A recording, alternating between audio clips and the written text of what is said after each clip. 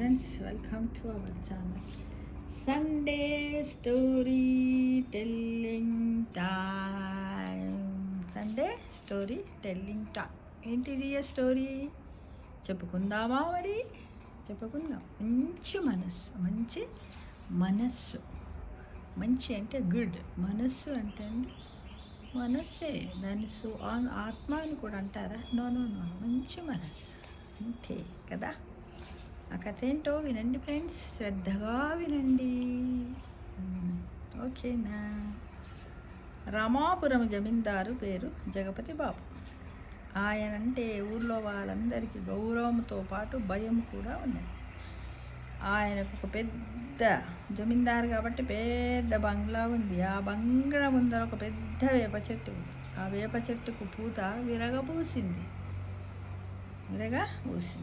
అయితే ఉగాది పండగ రోజు పచ్చడి తయారు చేసుకోవడం కోసము జమీందారును అడిగి వేప పువ్వు కోసుకోవాలని ఊరి జనమందరూ అనుకున్నారు.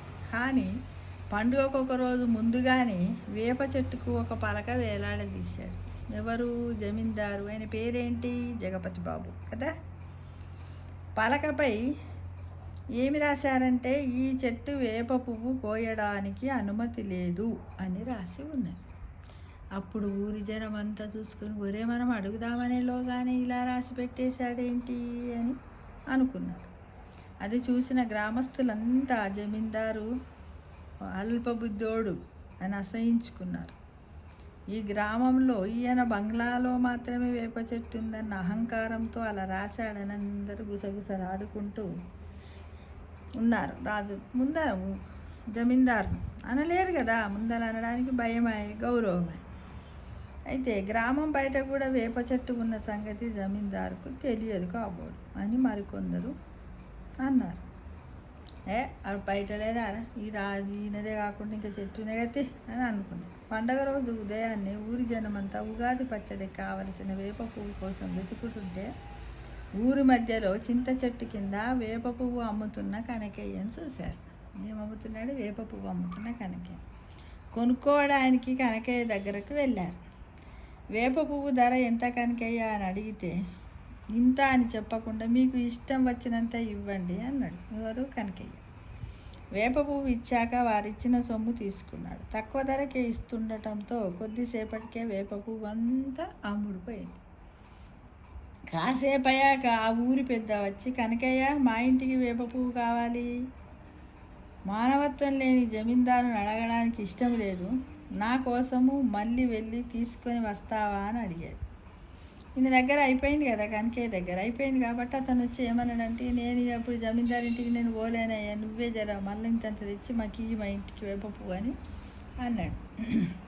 అప్పుడు కనకయ్య, అయ్యా నేను మునుపటి కనకయ్యని కాదండి, కీళ్ళ నొప్పులతో నడవటానికే ఇబ్బంది పడుతున్నాను, ఇక చెట్టు ఎలా ఎక్కుతాను, నన్ను క్షమించండి. జమీందారు చాలా మంచివారు. నా ఆర్థిక పరిస్థితి చూసి జాలిపడి ఆయన్నే పాలేరుతో వేప పువ్వు కోయించి నాకు ఇచ్చి అమ్ముకోమన్నారు అంటూ అసలు నిజం చెప్పాడు. మా మాటలు విన్న ఊరి పెద్ద, అనవసరంగా జగపతి బాబుని అపార్థం చేసుకున్నాము.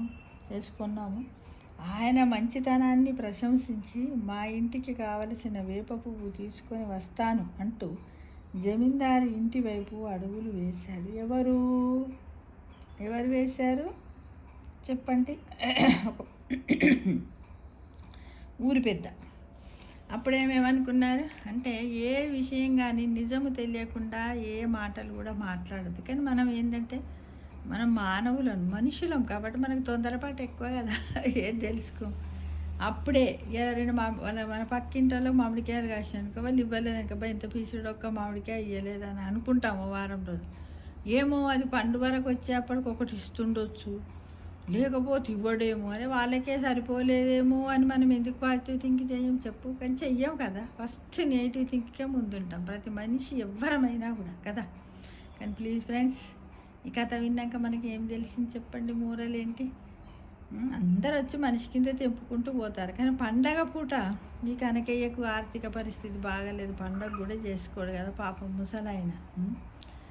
ఇటు నేను అని వాళ్ళ పాలేరుతోటి తెంపించి నాకు ఇచ్చి అమ్ముకోవయ్యా ఎంతనో కొంత అమ్ముకుంటే ఆ పైసలు వస్తే నీకు కూడా పండగ చేసుకోవచ్చు. మళ్ళీ ఊర్లో గ్రామంలో ఉన్న ప్రజలందరికీ కూడా మళ్ళీ ఈ వేప పువ్వు ఇచ్చినట్టుగా కూడా ఉంటుందని 2 పనులు చేశాడు కదా ఎవరు, జమీందారు జగపతి బాబు.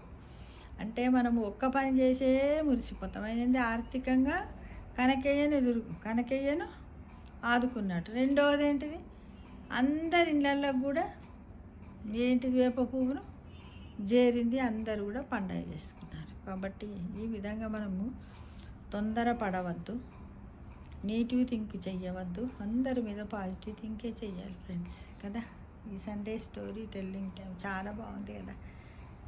మీరు కూడా అసలు ఎవ్వరి సండే స్టోరీ టెల్లింగ్ టైం అనేది ఒక టైంలో చెప్పమంటే వారానికి ఒక కథ, ఏ కథ దొరకకపోతే మనం ఎంత సేకరిస్తున్నాను నేను కూడా, ఏ కథ దొరకకపోతే మన కథనే రాయొచ్చు, ఇంకా తప్పేం లేదు, ఏమీ లేదు.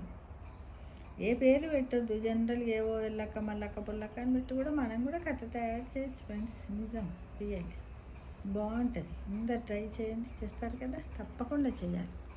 చేసి ప్రతి ఒక్కరు కూడా ఈ కథను వినండి, వినిపించండి, అందరికీ వినిపించండి. మీరు కూడా 1కి 4 సార్లు వినండి, చాలా బాగుంటుంది కదా friends. Thank you for watching.